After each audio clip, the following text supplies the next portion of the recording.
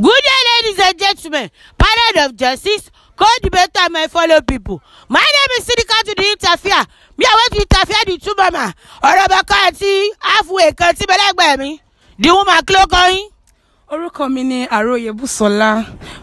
Mo wá láti ìlú Ọ̀yọ́ State. Ìbẹ̀rẹ̀ lu yín ẹ̀mẹ́. I don't want peace. The woman, what's her name?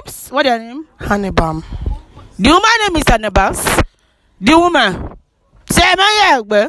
Dáadáa. The woman, ṣé ẹ máa ń yà ẹ̀gbẹ́? Ẹ kì í sú.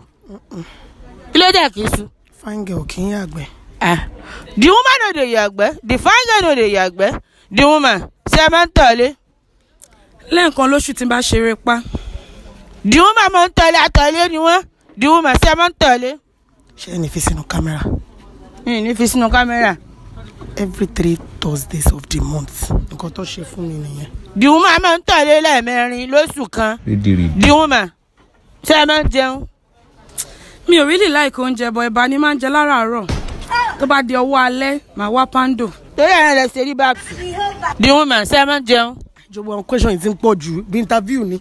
Ẹ máa interview kẹ́ interview jàre oru abẹ́rùn lèèyàn wá ìtẹ̀kàn tí ẹ̀ ń béèrè foolish question. Wọ́n á béèrè pé ṣé màmá jẹun máa. Me, I only ask the question. The question mẹ́fà mo máa ń béèrè. Ẹ sì lè mọ bó lóòtú sọ̀rọ̀ báwọn.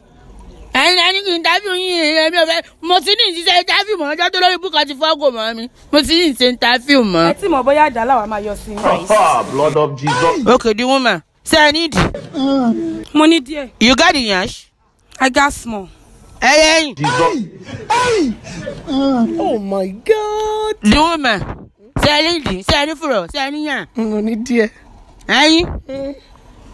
Ẹyin. Kí n yí pẹ̀lú ilé. Bẹ́ẹ̀ni. Ilé máa parẹ́ nídìí ilé. The woman. The baba is your own. Yes. The woman. The baba is your own.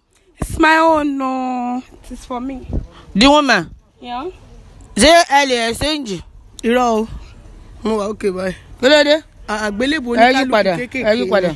Àgbélébù kékeré tọ́lọ́run fún mi ṣe é gbé. Èèyàn á fẹ́ pọ̀ jẹ̀mí mi lọ. The woman. Ṣé ẹ lè exchange? Ilé exchange your selling point lélẹ̀. Ẹ yí padà. The woman. Rọ̀bà máa ṣe máa fi ń yà àgbẹ̀ gangan. Bẹ́ẹ̀ lẹ ṣe máa ń yà àgbẹ̀ lórí sálángá. Mo máa ń ná ọ̀rọ̀ ni mascot. The woman. Bẹ́ẹ̀ lẹ ṣe máa fi fùrọ̀ yà àgbẹ̀. Ṣé kí n sọ? Ẹ sọ. Wàláì láàrin Ọlọ́run àtèèyàn. Wọ́n ti jókòó sórí toilet. Mo máa gbé awọ́ ìdí kan sórí toilet tẹ́lẹ̀. Awọ́ ìdí kejì sórí toilet tẹ́lẹ̀. So the whole can target inside the water. If not, ìdí yẹn máa pàdé kò ní jẹ́ kójú ò ṣí. Ṣé fùrọ̀ yín fún pọ̀ ni? Délé dáyé máa ń náà ló yà àgbẹ̀. Tí n bá jókòó lé ẹ mọ̀ wéètì dín yẹn mi mọ̀ bóyá WC yẹn bóyá ọjọ́ original àbí fake ni so láti save cost ẹni tó ní so mo ṣe máa ń nọ̀rọ̀ ìgbà mi máa scott so that ó máa lè wà okay dáadáa. The woman. Ṣé ẹ máa ń ṣalájá? Favourite mi nìyẹn. The woman.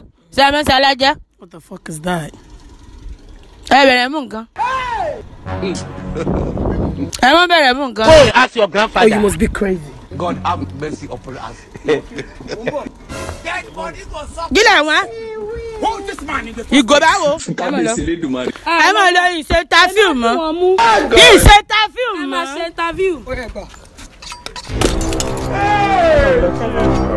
Why do you brought me to this Èmi Nigeria? ò mọ̀ pé àwọn olórí ibú tó ní fùrọ̀ náà máa ń jà ẹ máa lọ.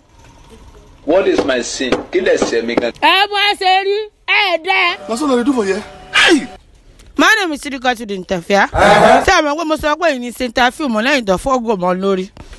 Mi ò mọ̀ pé lè nu obìnrin lẹ́mọ̀bìnrin. See you next time. Bye.